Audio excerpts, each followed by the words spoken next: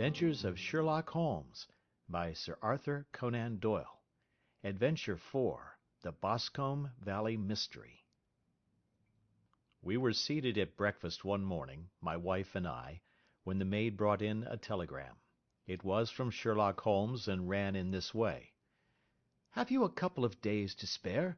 Have just been wired for from the west of England in connection with Boscombe Valley tragedy.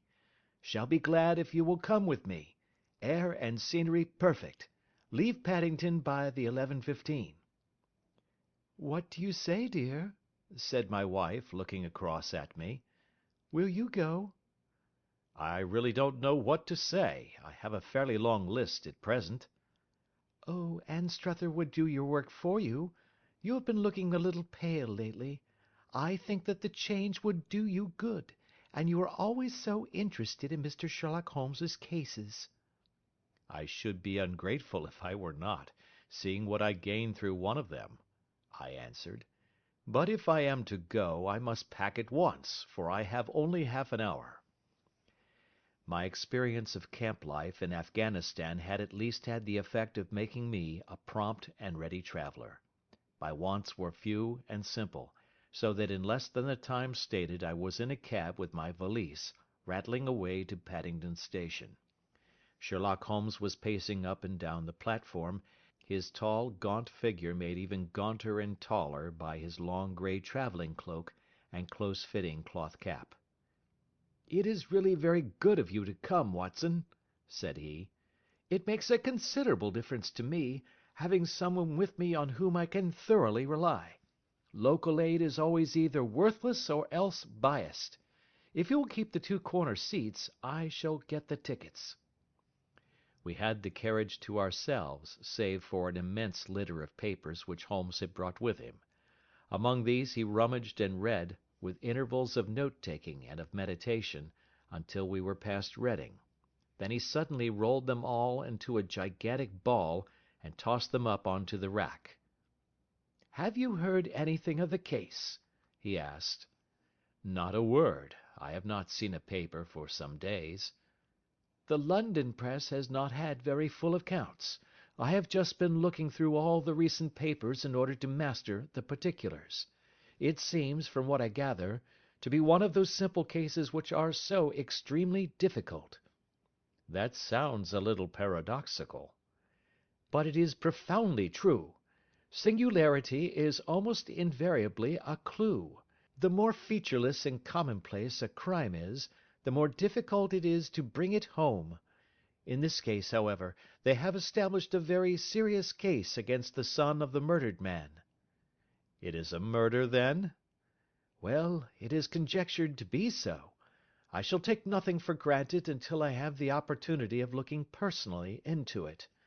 I will explain the state of things to you, as far as I have been able to understand it, in a very few words. Boscombe Valley is a country district not very far from Ross, in Herefordshire.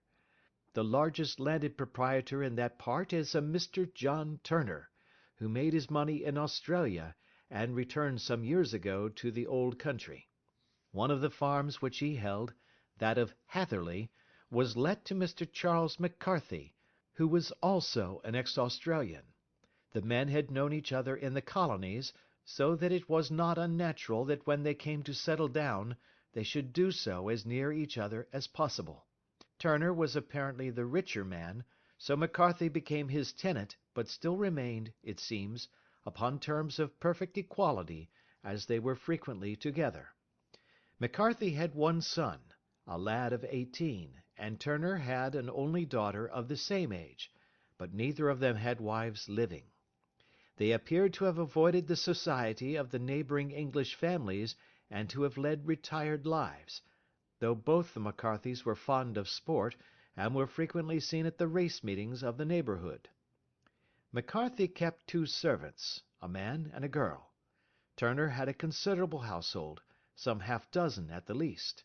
That is as much as I have been able to gather about the families. Now for the facts. On June 3rd, that is, on Monday last, McCarthy left his house at Hatherley about 3 in the afternoon, and walked down to the Boscombe Pool, which is a small lake formed by the spreading out of the stream which runs down the Boscombe Valley. He had been out with his serving man in the morning at Ross, and he had told the man that he must hurry, as he had an appointment of importance to keep at 3. From that appointment he never came back alive. From Hatherley farmhouse to the Boscombe Pool is 1/4 of a mile, and 2 people saw him as he passed over this ground. One was an old woman, whose name is not mentioned, and the other was William Crowder, a gamekeeper in the employ of Mr. Turner.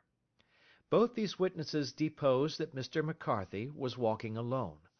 The gamekeeper adds that within a few minutes of his seeing McCarthy pass, he had seen his son, Mr. James McCarthy, going the same way with a gun under his arm. To the best of his belief, the father was actually in sight at the time, and the son was following him. He thought no more of the matter until he heard in the evening of the tragedy that had occurred. The 2 McCarthys were seen after the time when William Crowder, the gamekeeper, lost sight of them. The Boscombe Pool is thickly wooded round, with just a fringe of grass and of reeds around the edge. A girl of 14, Patience Moran, who is the daughter of the lodgekeeper of the Boscombe Valley estate, was in one of the woods, picking flowers. She states that while she was there she saw, at the border of the wood and close by the lake, Mr. McCarthy and his son, and that they appeared to be having a violent quarrel. She heard Mr. McCarthy the elder using very strong language to his son, and she saw the latter raise up his hand as if to strike his father. She was so frightened by their violence that she ran away and told her mother, when she reached home, that she had left the 2 McCarthys quarrelling near Boscombe Pool, and that she was afraid that they were going to fight. She had hardly said the words when young Mr. McCarthy came running up to the lodge, to say that he had found his father dead in the wood, and to ask for the help of the lodge-keeper. He was much excited, without either his gun or his hat, and his right hand and sleeve were observed to be stained with fresh blood. On following him, they found the dead body stretched out upon the grass beside the pool. The head had been beaten in by repeated blows of some heavy and blunt weapon. The injuries were such as might very well have been inflicted by the butt end of his son's gun, which was found lying on the grass within a few paces of the body. Under these circumstances the young man was instantly arrested, and a verdict of wilful murder having been returned at the inquest on Tuesday, he was on Wednesday brought before the magistrates at Ross, who have referred the case to the next assizes. Those are the main facts of the case, as they came out before the coroner and the police court. "I could hardly imagine a more damning case," I remarked. "If ever circumstantial evidence pointed to a criminal, it does so here."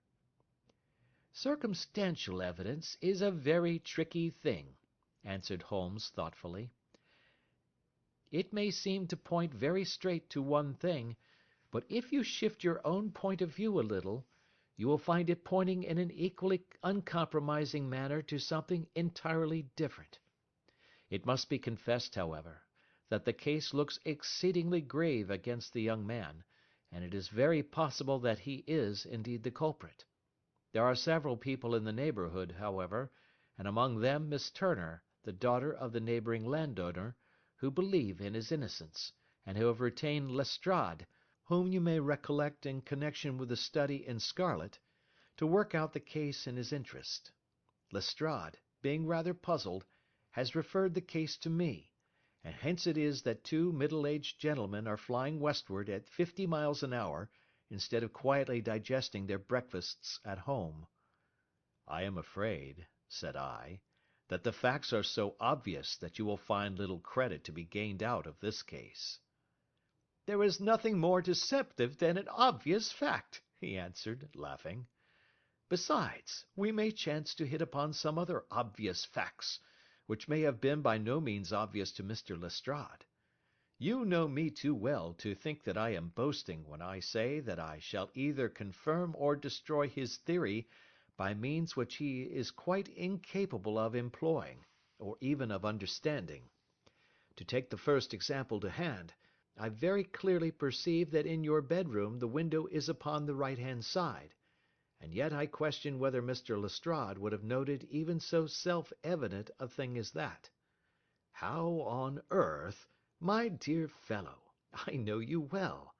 I know the military neatness which characterizes you.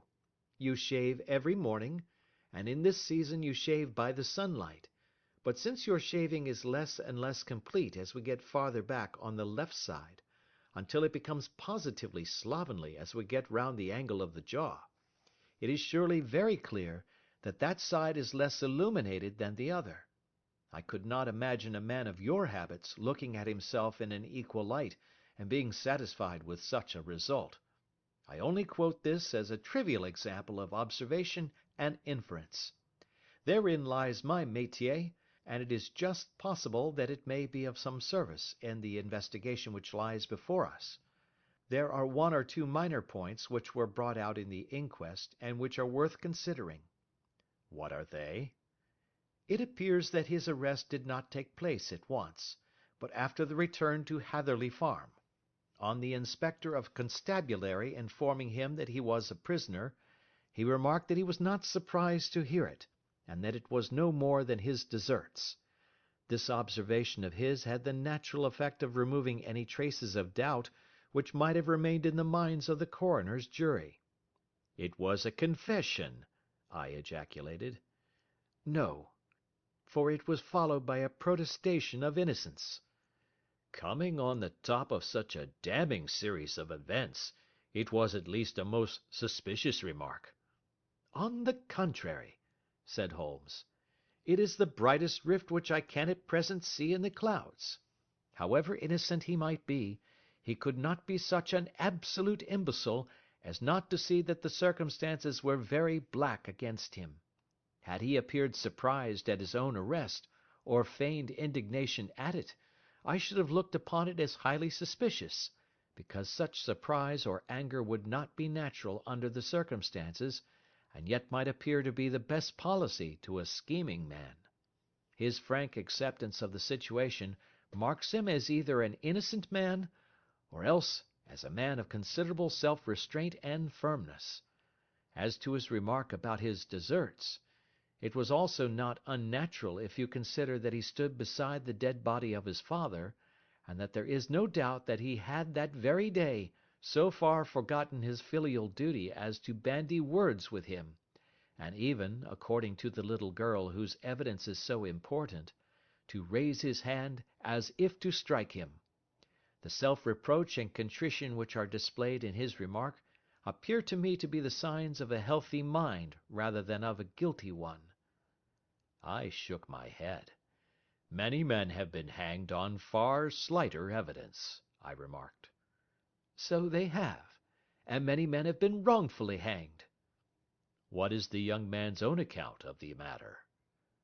"It is, I'm afraid, not very encouraging to his supporters, though there are one or two points in it which are suggestive. You will find it here, and may read it for yourself." He picked out from his bundle a copy of the local Herefordshire paper, and having turned down the sheet, he pointed out the paragraph in which the unfortunate young man had given his own statement of what had occurred. I settled myself down in the corner of the carriage, and read it very carefully. It ran in this way: "Mr. James McCarthy, the only son of the deceased, was then called and gave evidence as follows. I had been away from home for 3 days at Bristol, and had only just returned upon the morning of last Monday, the 3rd. My father was absent from home at the time of my arrival, and I was informed by the maid that he had driven over to Ross with John Cobb, the groom. Shortly after my return I heard the wheels of his trap in the yard, and looking out of my window, I saw him get out and walk rapidly out of the yard, though I was not aware in which direction he was going. I then took my gun and strolled out in the direction of the Boscombe Pool, with the intention of visiting the rabbit warren which is upon the other side. On my way I saw William Crowder, the gamekeeper, as he had stated in his evidence, but he is mistaken in thinking that I was following my father. I had no idea that he was in front of me. When about 100 yards from the pool I heard a cry of "Coo-ee!" which was a usual signal between my father and myself. I then hurried forward, and found him standing by the pool. He appeared to be much surprised at seeing me, and asked me rather roughly what I was doing there. A conversation ensued which led to high words and almost to blows, for my father was a man of a very violent temper. Seeing that his passion was becoming ungovernable, I left him, and returned towards Hatherley Farm. I had not gone more than 150 yards, however, when I heard a hideous outcry behind me, which caused me to run back again. I found my father expiring upon the ground, with his head terribly injured.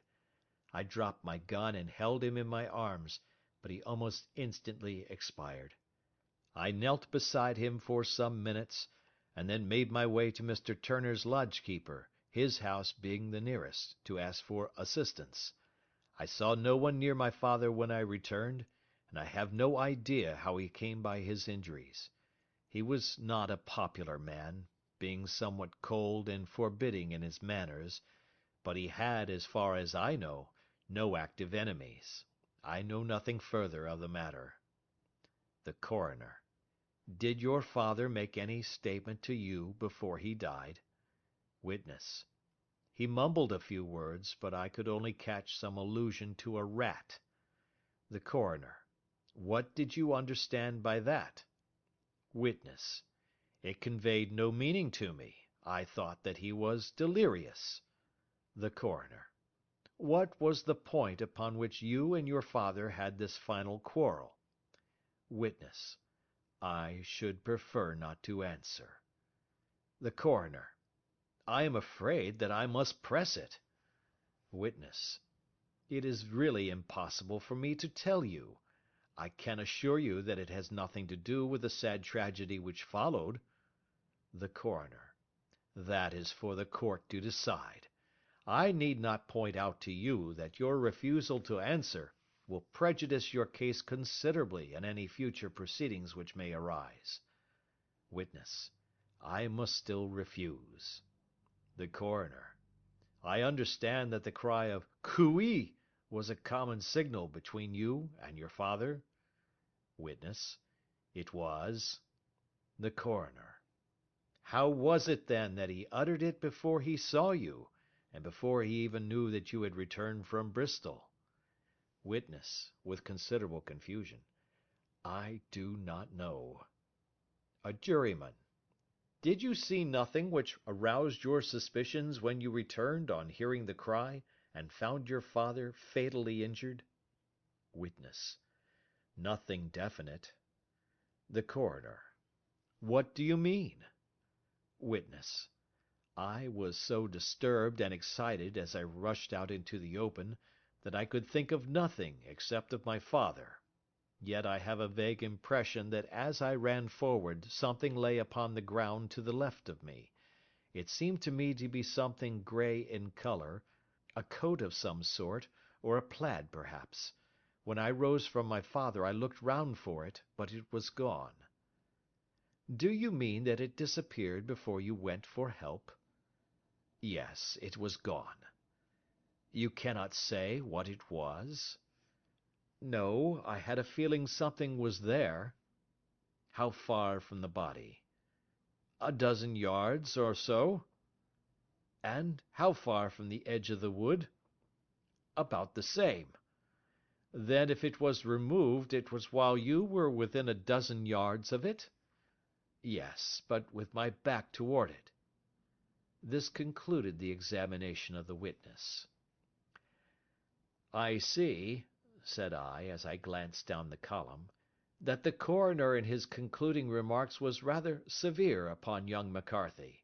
He calls attention, and with reason, to the discrepancy about his father having signalled to him before seeing him, also to his refusal to give details of his conversation with his father, and his singular account of his father's dying words.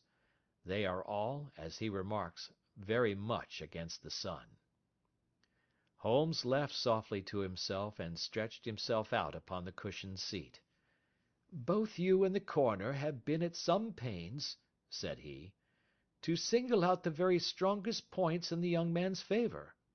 Don't you see that you alternately give him credit for having too much imagination and too little? Too little, if he could not invent a cause of quarrel which would give him the sympathy of the jury; too much, if he evolved from his own inner consciousness anything so outré as a dying reference to a rat, and the incident of the vanishing cloth.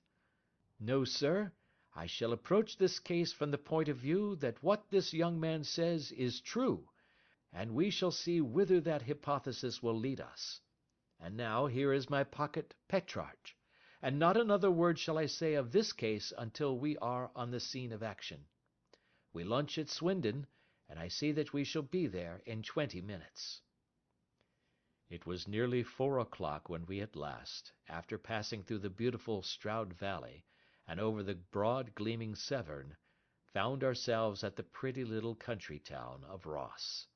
A lean, ferret-like man, furtive and sly-looking, was waiting for us upon the platform.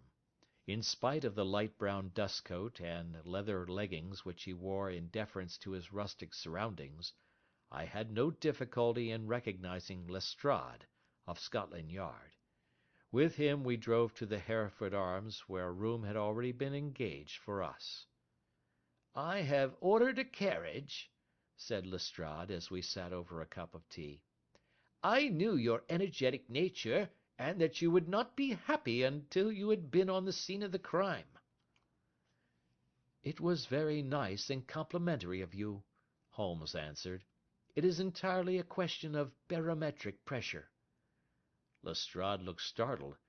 "I do not quite follow," he said. "How is the glass? 29, I see. No wind, and not a cloud in the sky. I have a caseful of cigarettes here which need smoking, and the sofa is very much superior to the usual country hotel abomination. I do not think that it is probable that I shall use the carriage to-night." Lestrade laughed indulgently. "You have, no doubt, already formed your conclusions from the newspapers," he said. "The case is as plain as a pikestaff, and the more one goes into it, the plainer it becomes. Still, of course, one can't refuse a lady, and such a very positive one too. She has heard of you, and would have your opinion, though I repeatedly told her that there was nothing which you could do which I have not already done. Why, bless my soul, here is her carriage at the door." He had hardly spoken before there rushed into the room one of the most lovely young women that I have ever seen in my life. Her violet eyes shining, her lips parted, a pink flush upon her cheeks, all thought of her natural reserve lost in her overpowering excitement and concern. "Oh, Mr. Sherlock Holmes!" she cried, glancing from one to the other of us, and finally, with a woman's quick intuition, fastening upon my companion. "I am so glad that you have come. I have driven down to tell you so. I know that James didn't do it. I know it, and I want you to start upon your work knowing it, too. Never let yourself doubt upon that point. We have known each other since we were little children, and I know his faults as no one else does, but he is too tender-hearted to hurt a fly. Such a charge is absurd to anyone who really knows him." "I hope we may clear him, Miss Turner," said Sherlock Holmes. "You may rely upon my doing all that I can." "But you have read the evidence? You have formed some conclusion? Do you not see some loophole, some flaw? Do you not yourself think that he is innocent?" "I think that it is very probable." "There now!"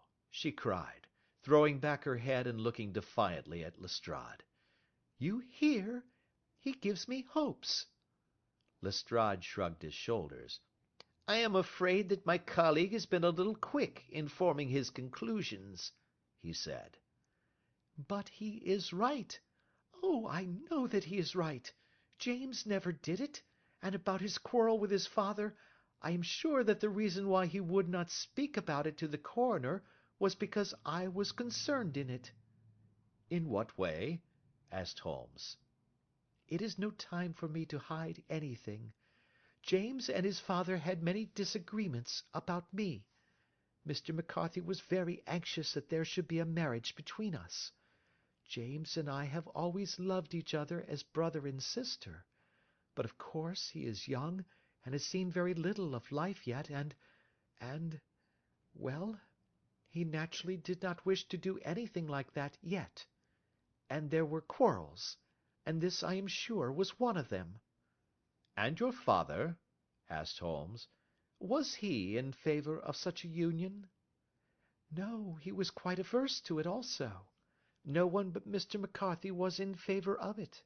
A quick blush passed over her fresh young face as Holmes shot one of his keen, questioning glances at her. "Thank you for this information," said he. "May I see your father if I call to-morrow?" "I am afraid the doctor won't allow it." "The doctor?" "Yes. Have you not heard? Poor father has never been strong for years back, but this has broken him down completely. He is taken to his bed, and Dr. Willows says that he is a wreck, and that his nervous system is shattered. Mr. McCarthy was the only man alive who had known Dad in the old days in Victoria." "Ha! In Victoria! That is important." "Yes, at the mines." "Quite so, at the gold mines, where, as I understand, Mr. Turner made his money." "Yes, certainly." "Thank you, Miss Turner. You have been of material assistance to me." "You will tell me if you have any news to-morrow. No doubt you will go to the prison to see James. Oh, if you do, Mr. Holmes, do tell him that I know him to be innocent." "I will, Miss Turner." "I must go home now, for Dad is very ill, and he misses me so if I leave him. Good-bye, and God help you in your undertaking." She hurried from the room as impulsively as she had entered, and we heard the wheels of her carriage rattle off down the street. "I am ashamed of you, Holmes," said Lestrade with dignity after a few minutes' silence. "Why should you raise up hopes which you are bound to disappoint? I am not over-tender of heart, but I call it cruel." "I think that I see my way to clearing James McCarthy," said Holmes. "Have you an order to see him in prison?" "Yes, but only for you and me." "Then I shall reconsider my resolution about going out. We have still time to take a train to Hereford and see him to-night?" "Ample." "Then let us do so. Watson, I fear that you will find it very slow, but I shall only be away a couple of hours."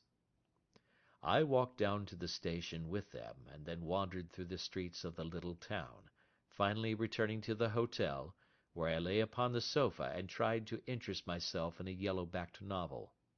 The puny plot of the story was so thin, however, when compared to the deep mystery through which we were groping, and I found my attention wander so continually from the action to the fact, that I at last flung it across the room and gave myself up entirely to a consideration of the events of the day. Supposing that this unhappy young man's story were absolutely true, then what hellish thing, what absolutely unforeseen and extraordinary calamity, could have occurred between the time when he parted from his father and the moment when, drawn back by his screams, he rushed into the glade? It was something terrible and deadly. What could it be? Might not the nature of the injuries reveal something to my medical instincts? I rang the bell, and called for the weekly county paper, which contained a verbatim account of the inquest. In the surgeon's deposition it was stated that the posterior third of the left parietal bone and the left half of the occipital bone had been shattered by a heavy blow from a blunt weapon. I marked the spot upon my own head. Clearly such a blow must have been struck from behind. That was to some extent in favour of the accused, as when seen quarrelling he was face to face with his father. Still it did not go for very much, for the older man might have turned his back before the blow fell. Still, it might be worth while to call Holmes's attention to it. Then there was the peculiar dying reference to a rat. What could that mean? It could not be delirium. A man dying from a sudden blow does not commonly become delirious. No, it was more likely to be an attempt to explain how he met his fate. But what could it indicate? I cudgelled my brains to find some possible explanation. And then the incident of the grey cloth seen by young McCarthy. If that were true, the murderer must have dropped some part of his dress, presumably his overcoat, in his flight, and must have had the hardihood to return and to carry it away at the instant when the sun was kneeling with his back turned not a dozen paces off. What a tissue of mysteries and improbabilities the whole thing was! I did not wonder at Lestrade's opinion, and yet I had so much faith in Sherlock Holmes's insight that I could not lose hope as long as every fresh fact seemed to strengthen his conviction of young McCarthy's innocence. It was late before Sherlock Holmes returned. He came back alone, for Lestrade was staying in lodgings in the town. "The glass still keeps very high," he remarked as he sat down. "It is of importance that it should not rain before we are able to go over the ground. On the other hand, a man should be at his very best and keenest for such nice work as that, and I did not wish to do it when fagged by a long journey. I have seen young McCarthy." "And what did you learn from him?" "Nothing." "Could he throw no light?" "None at all. I was inclined to think at one time that he knew who had done it, and was screening him or her, but I am convinced now that he is as puzzled as every one else. He is not a very quick-witted youth, though comely to look at and, I should think, sound at heart." "I cannot admire his taste," I remarked, "if it is indeed a fact that he was averse to a marriage with so charming a young lady as this Miss Turner." "Ah, thereby hangs a rather painful tale. This fellow is madly, insanely in love with her, but some 2 years ago, when he was only a lad, and before he really knew her, for she had been away 5 years at a boarding school, what does the idiot do but get into the clutches of a barmaid in Bristol, and marry her at a registry office. No one knows a word of the matter, but you can imagine how maddening it must be to him to be upbraided for not doing what he would give his very eyes to do, but what he knows to be absolutely impossible.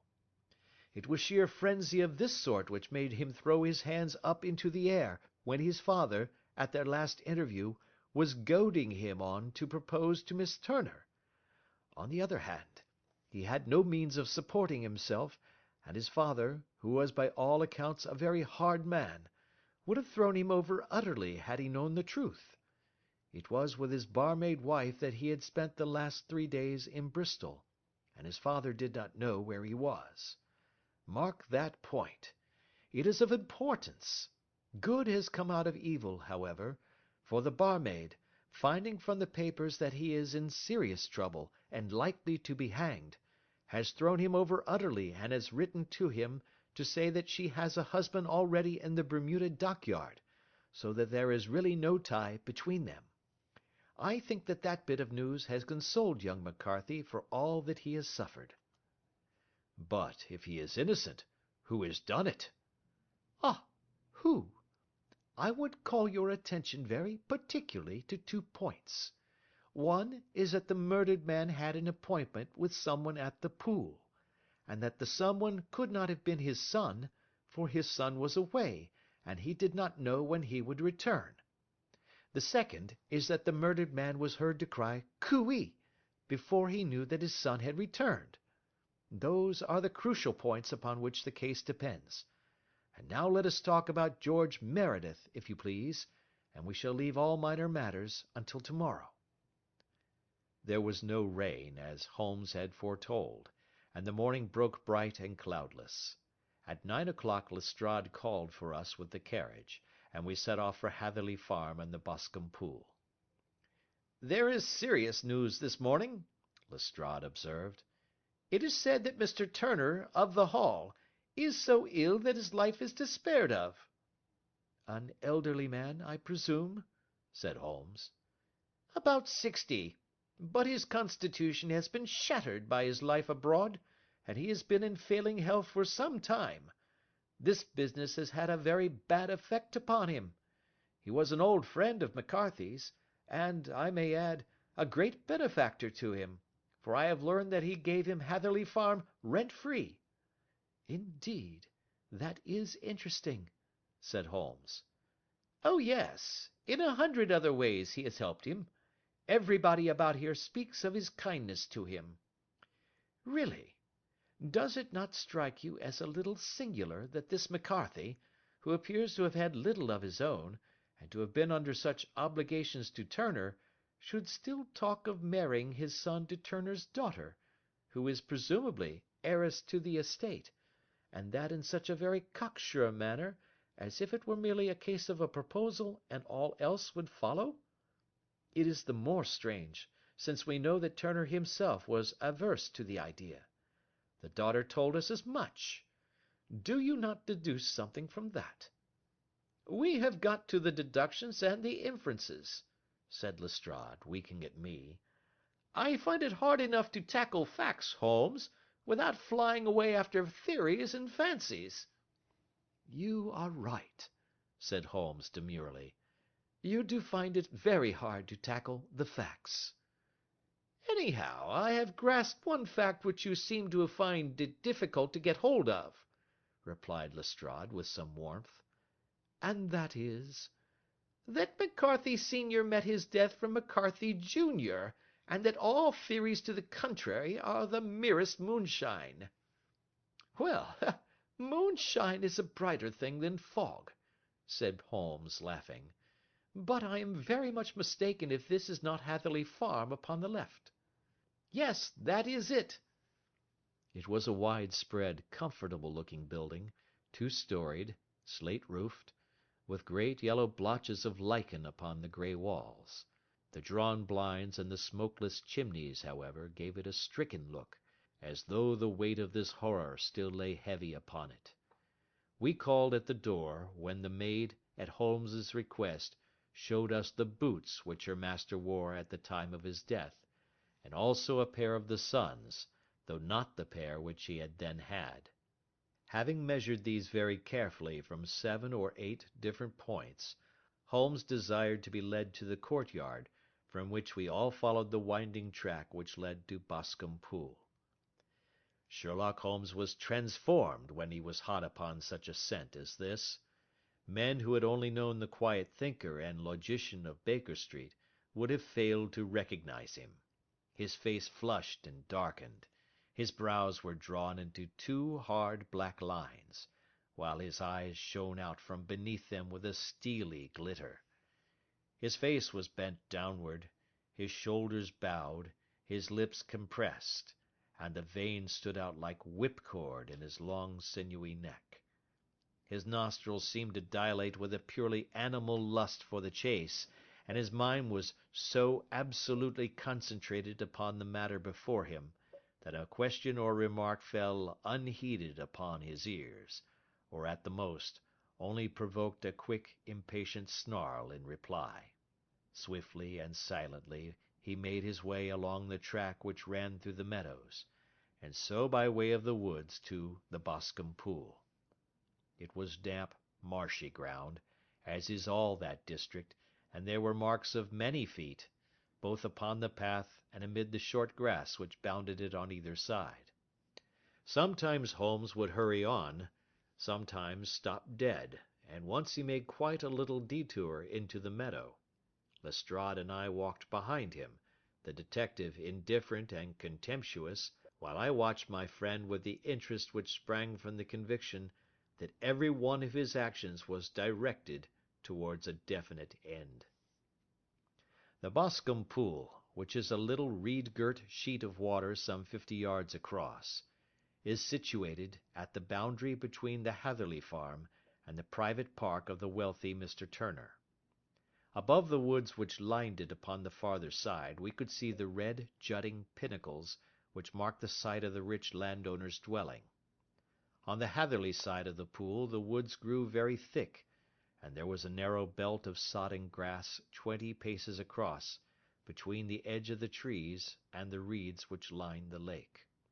Lestrade showed us the exact spot at which the body had been found, and indeed, so moist was the ground, that I could plainly see the traces which had been left by the fall of the stricken man. To Holmes, as I could see by his eager face and peering eyes, very many other things were to be read upon the trampled grass. He ran round like a dog who is picking up a scent, and then turned upon my companion.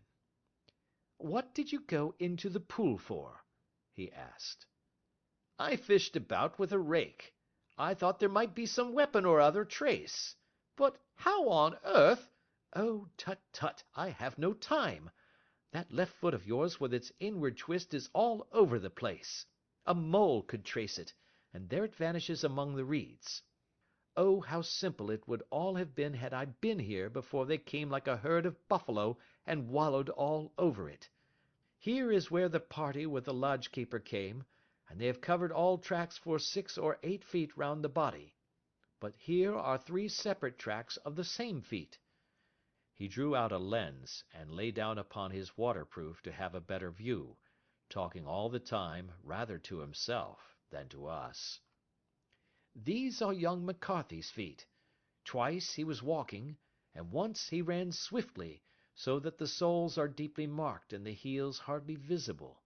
That bears out his story. He ran when he saw his father on the ground. Then here are the father's feet as he paced up and down. What is this, then? It is the butt end of the gun as the son stood listening. And this? Ha ha! What have we here? Tiptoes! Tiptoes! Square, too, quite unusual boots.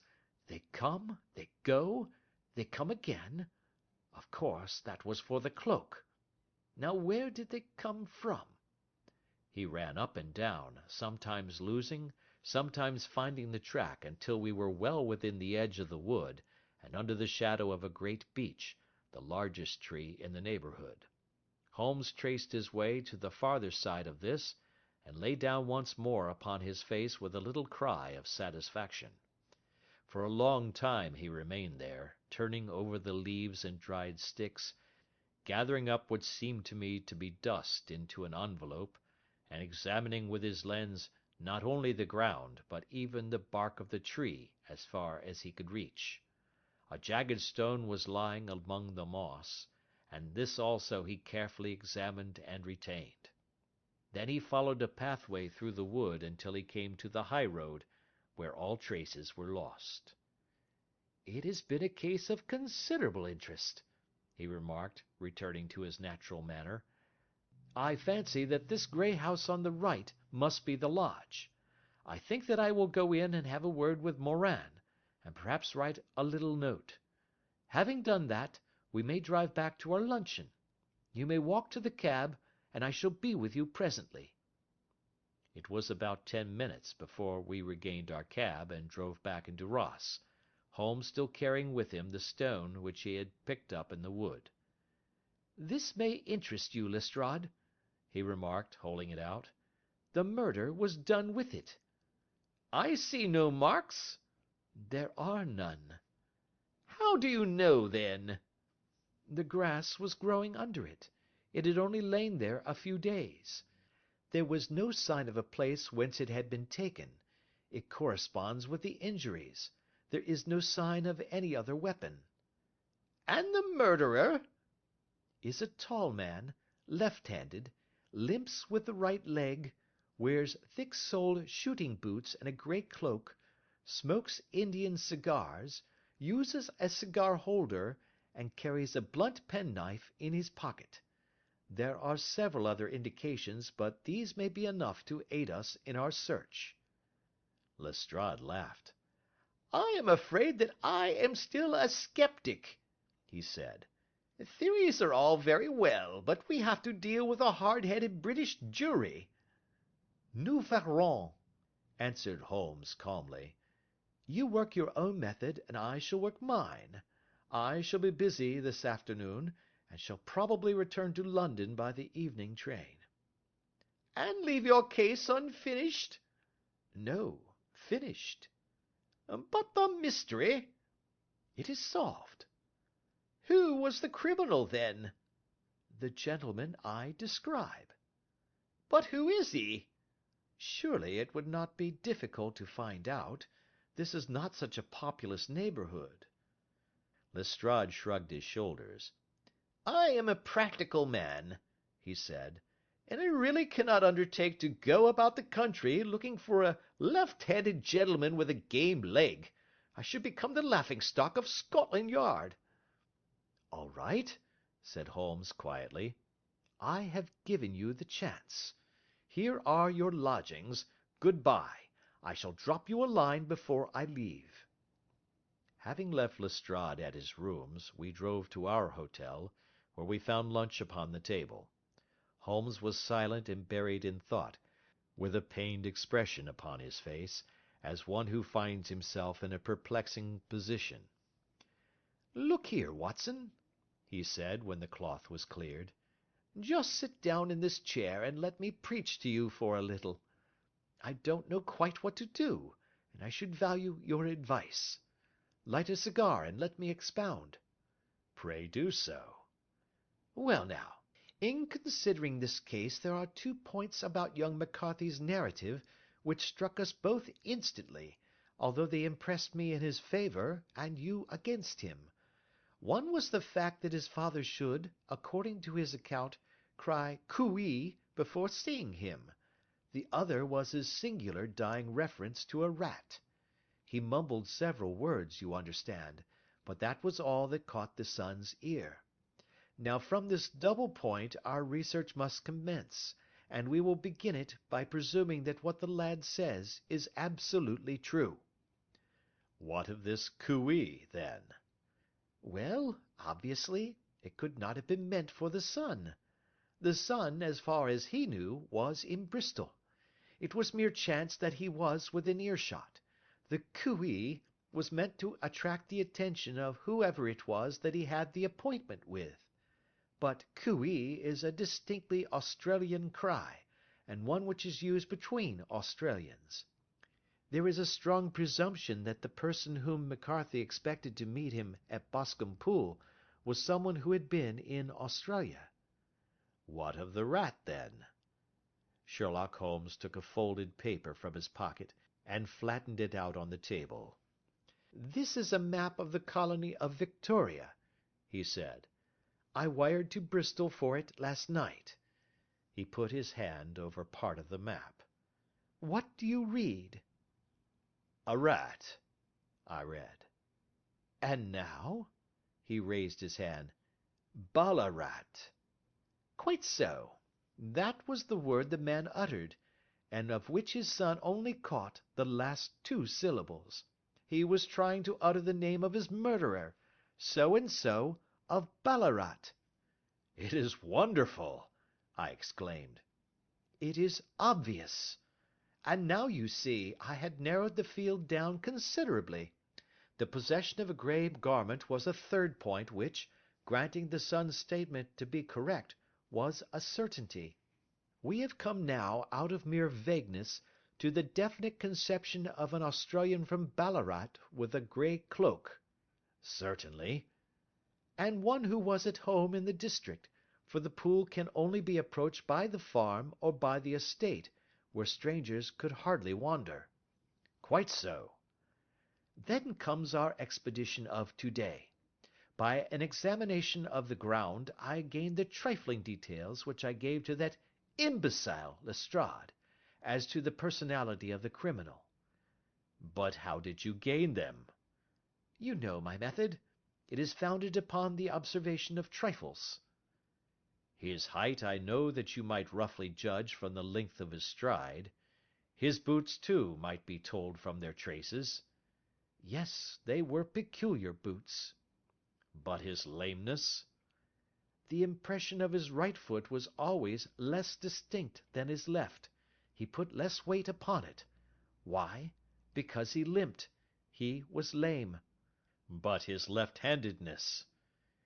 You were yourself struck by the nature of the injury as recorded by the surgeon at the inquest. The blow was struck from immediately behind, and yet was upon the left side. Now, how can that be unless it were by a left-handed man? He had stood behind that tree during the interview between the father and the son. He had even smoked there. I found the ash of a cigar, which my special knowledge of tobacco ashes enables me to pronounce as an Indian cigar.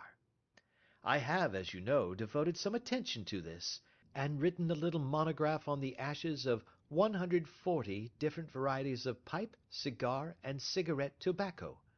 Having found the ash, I then looked round and discovered the stump among the moss where he had tossed it. It was an Indian cigar, of the variety which are rolled in Rotterdam. And the cigar holder? I could see that the end had not been in his mouth. Therefore he used a holder. The tip had been cut off, not bitten off, but the cut was not a clean one, so I deduced a blunt penknife. Holmes, I said, you have drawn a net round this man from which he cannot escape, and you have saved an innocent human life as truly as if you had cut the cord which was hanging him. I see the direction in which all this points. The culprit is—" "Mr. John Turner!" cried the hotel waiter, opening the door of our sitting-room, and ushering in a visitor. The man who entered was a strange and impressive figure. His slow, limping step and bowed shoulders gave the appearance of decrepitude, and yet his hard, deep-lined, craggy features, and his enormous limbs showed that he was possessed of unusual strength of body and of character. His tangled beard, grizzled hair, and outstanding drooping eyebrows combined to give an air of dignity and power to his appearance, but his face was of an ashen white, while his lips and the corners of his nostrils were tinged with a shade of blue. It was clear to me at a glance that he was in the grip of some deadly and chronic disease. "Pray sit down on the sofa," said Holmes gently. "You had my note." "Yes, the lodgekeeper brought it up. You said that you wished to see me here to avoid scandal." "I thought people would talk if I went to the hall." "And why did you wish to see me?" He looked across at my companion with despair in his weary eyes, as though his question was already answered. "Yes," said Holmes, answering the look rather than the words. "It is so. I know all about McCarthy." The old man sank his face in his hands. "God help me!" he cried. "But I would not have let the young man come to harm. I give you my word that I would have spoken out if it went against him at the assizes." "I am glad to hear you say so," said Holmes gravely. "I would have spoken now had it not been for my dear girl. It would break her heart. It will break her heart when she hears that I am arrested." "It may not come to that," said Holmes. "What?" "I am no official agent. I understand that it was your daughter who required my presence here, and I am acting in her interests. Young McCarthy must be got off, however." "I am a dying man," said old Turner. "I have had diabetes for years. My doctor says it is a question whether I shall live a month. Yet I would rather die under my own roof than in a jail." Holmes rose and sat down at the table with his pen in his hand and a bundle of paper before him. "Just tell us the truth," he said. "I shall jot down the facts. You will sign it, and Watson here can witness it. Then I could produce your confession at the last extremity to save young McCarthy. I promise you that I shall not use it unless it is absolutely needed." "It's as well," said the old man. "It's a question whether I shall live to the assizes, so it matters little to me, but I should wish to spare Alice the shock. And now I will make the thing clear to you. It has been a long time in the acting, but will not take me long to tell. You didn't know this dead man, McCarthy. He was a devil incarnate. I tell you that. God keep you out of the clutches of such a man as he. His grip has been upon me these 20 years, and he has blasted my life. I'll tell you first how I came to be in his power. It was in the early 60s at the diggings. I was a young chap then, hot-blooded and reckless, ready to turn my hand at anything. I got among bad companions, took to drink, had no luck with my claim, took to the bush, and in a word became what you would call over here a highway robber.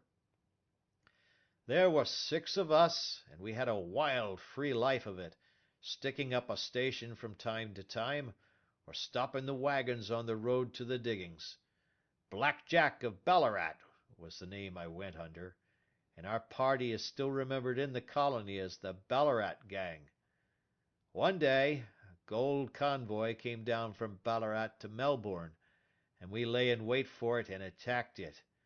There were 6 troopers and 6 of us, so it was a close thing, but we emptied 4 of their saddles at the first volley.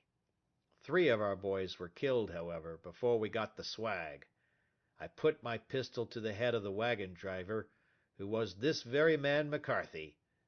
I wished to the Lord that I had shot him then, but I spared him, though I saw his wicked little eyes fixed on my face, as though to remember every feature. We got away with the gold, became wealthy men, and made our way over to England without being suspected. There I parted from my old pals and determined to settle down to a quiet and respectable life.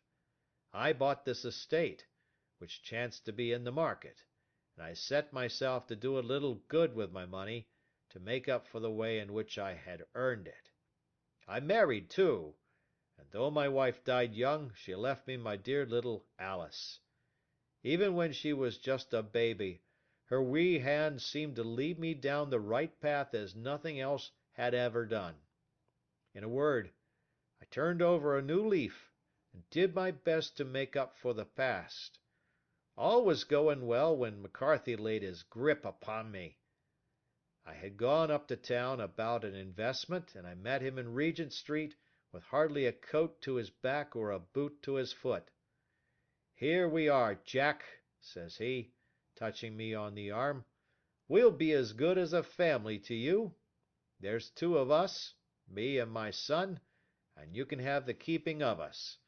If you don't, it's a fine law-abiding country is England, and there's always a policeman within hail."